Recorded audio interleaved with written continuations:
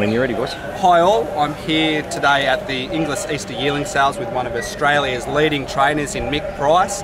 Mick has been a great asset to the Dynamic Syndications team over the past 5 to 6 years. We love having horses in his stable, and we know our owners love racing horses in his stable. Mick, can you give to our audience just a little bit of a background information to yourself, how you started out and how you got involved in this training caper? Yeah, look, I'm 53 and I've basically done since I was 17.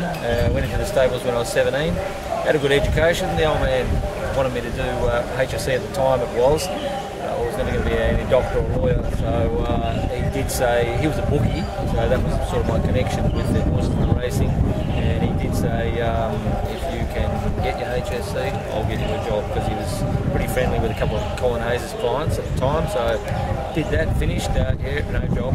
Yeah, so I got a job myself. I knocked up about 50 doors. I said, I'm going to be a trainer and you give me a job. So ended up at Flemington at Pat Burks. He was a fantastic guy to me. And we started there and went through all the good trainers. It's pretty tough. You know, they don't have a, like if you're going to be a doctor or a lawyer or whatever, they have a set curriculum to do and then off you go. Horse training, how do you do that? So I had an idea that I wanted to spend as much time with the leading trainers until the penny dropped, which I don't know if I was dumb or thorough, but it did take 13 years.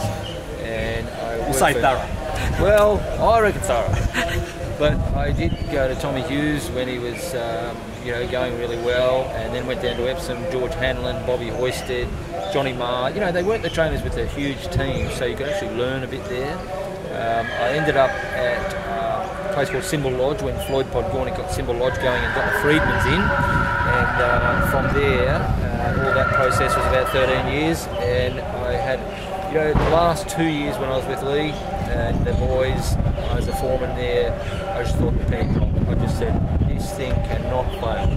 But I will say, having been, really confident and cocky, and so launched off into a little training career with one horse, and my first 19 runners, not one of them ran a place. So I did think, I reckon I might have shot off 13 years here. I said I'm going to have very few friends. What is it? I think I was 31 or 32 or something, but I don't know. Look, I was just that confident, and then it just started to click. I got a nice horse, Uncle Chuck. We won first up in town. We had plenty on him, and it just rolled from there. Good press, and sort of, he's been good ever since. So after, let's say, those first 19 runners, it's been a meteoric rise to the top. You've had a lot of success. What would you say has been your highlight so far?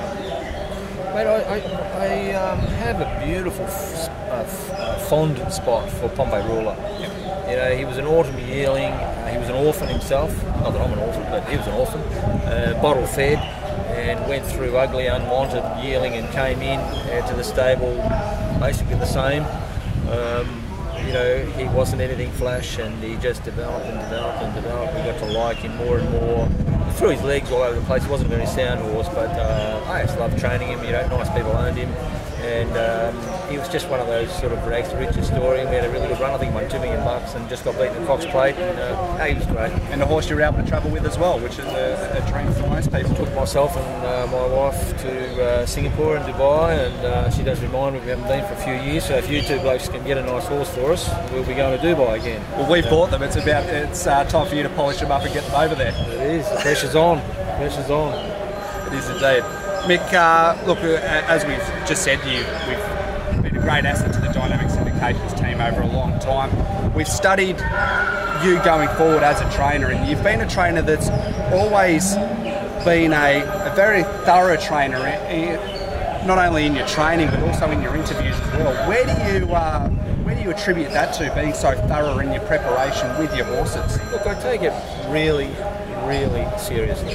I'm probably not all that pleasant to be around race day, just because I'm just that tuned into everything. I want to see my horse, I want to see my staff, I want to see my owners, I want to see the jockeys, I want to see the races beforehand. I just, toe up to the occasion. I don't know. Maybe just distant from things, and I know people are there having fun, but the proper horse trainers are there, and we're very proud about what we need to produce on a racetrack, with strike rate and results, and I take bad results very seriously. I take it to heart. You know, we don't brush it off.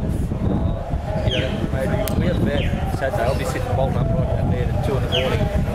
You know, saying how's this job going? Look, it's true. You know, I just take it all to heart.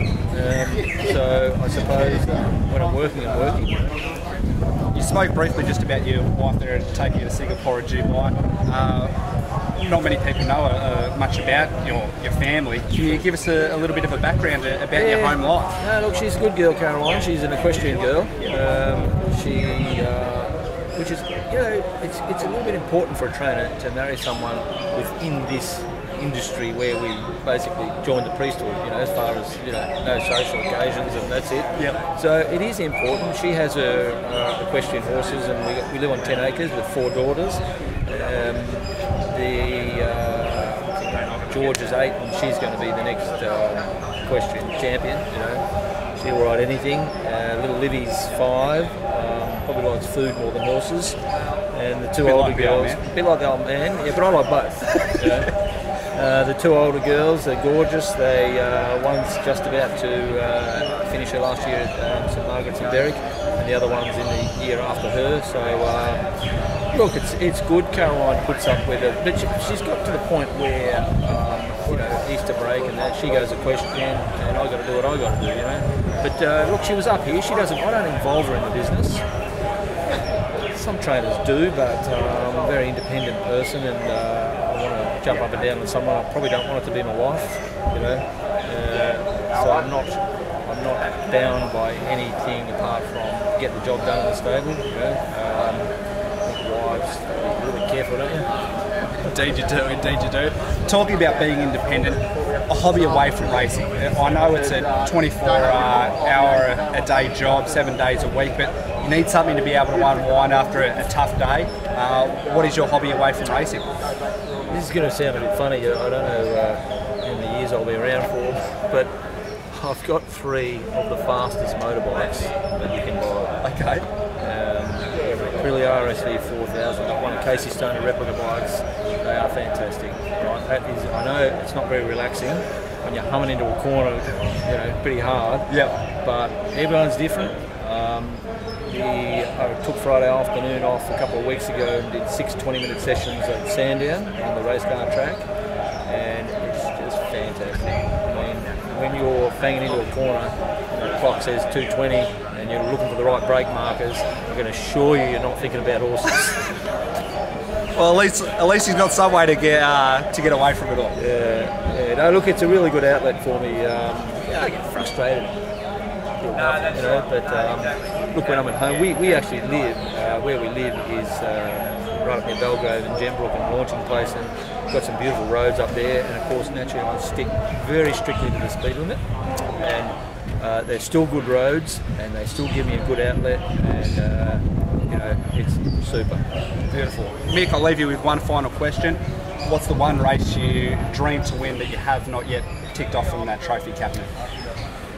Look, there's 4 big ones.